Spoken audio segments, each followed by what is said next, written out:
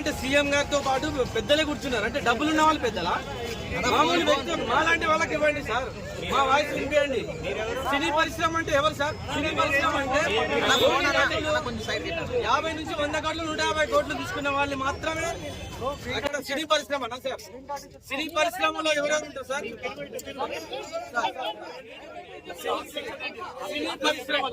సినీ పరిశ్రమ ఎవరు సార్? కార్మికుల దగ్గర నుంచి, ప్రేక్షకుల దగ్గర నుంచి, నటులు, దర్శకులు, నిర్మాతలు. సామాన్య ప్రేక్షకులు మేడం, రేవంత్ రెడ్డి గారు సామాన్య ప్రేక్షకుని గురించి ప్రేక్షకునికి అందుబాటు ధరల్లో టికెట్ రేట్స్ లేవు సార్.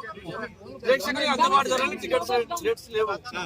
సో సార్, మీరు పెంచాలనుకుంటే పెంచండి. పెద్ద బడ్జెట్ సినిమాలకు డబ్బులు ఖర్చు అయితే కాబట్టి పెంచుతారు, ఓకే. కానీ సార్ 60% మిడిల్ క్లాస్ పీపుల్ కి ఛాన్స్ ఇవ్వండి సార్. మిడిల్ క్లాస్ పీపుల్ మా టికెట్ రేట్ కొనే మాకు స్తోమత ఉండదు సార్.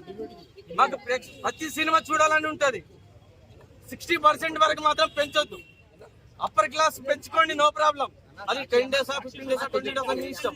60% మాత్రం ప్రభుత్వ నియంత్రణలోనే ఉండాలి. ప్రభుత్వం మాత్రమే డిసైడ్ చేయాలి. మీరు 100 కోట్లు పెట్టి సినిమాలు తీసుకోండి, మాకు నో ప్రాబ్లం. బెనిఫిట్ షోల వల్ల కూడా మాకు నో ప్రాబ్లం సార్. బెనిఫిట్ షోలు కూడా పెట్టుకోండి, నో ప్రాబ్లం. కాకపోతే దానికి ఇప్పుడు హీరోలు, దానికి కూడా హీరోలు రావాలి.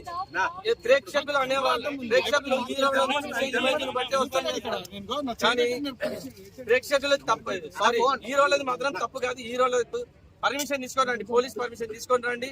మేము వాళ్ళని చూసి ఆనందపడతాం.